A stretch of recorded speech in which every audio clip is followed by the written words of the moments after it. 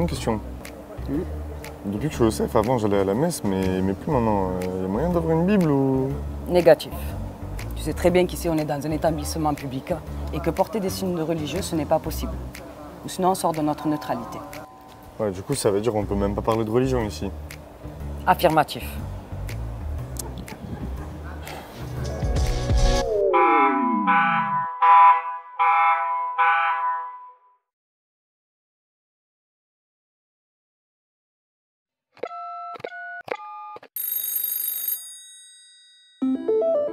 Les mineurs qui sont confiés à la PJJ sont considérés comme des usagers du service public. À ce titre, ils ne sont pas soumis à l'obligation de neutralité qui ne concerne que les professionnels qui les encadrent. Ils peuvent donc manifester leurs convictions religieuses dans la limite du respect des libertés des autres mineurs placés, mais également dans la limite du respect du règlement intérieur de la structure.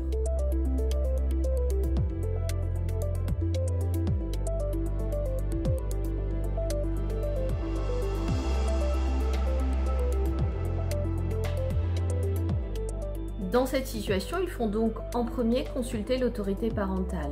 L'idéal étant que les parents procurent au mineur la Bible qu'il demande ou que le mineur se la procure par lui-même.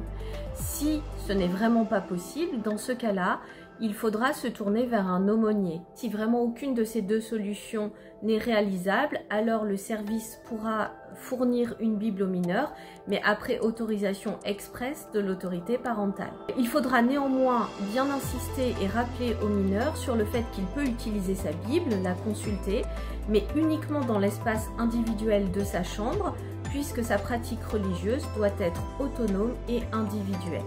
Pour compléter ce qu'a dit Astrid, effectivement, si les agents publics ne doivent pas mettre en avant leurs convictions, cela n'exclut pas pour autant le dialogue autour du fait religieux. Être neutre, ce n'est pas refuser de parler de religion, de politique ou de philosophie, mais bien de ne pas mettre en avant ses propres convictions. Les éducateurs peuvent donc tout à fait proposer des activités qui favorisent les échanges, le dialogue et permettent aux mineurs de confronter leurs idées sur ces sujets, en veillant à favoriser le pluralisme des opinions, en veillant à ce que la liberté de conscience de chacun soit bien respectée.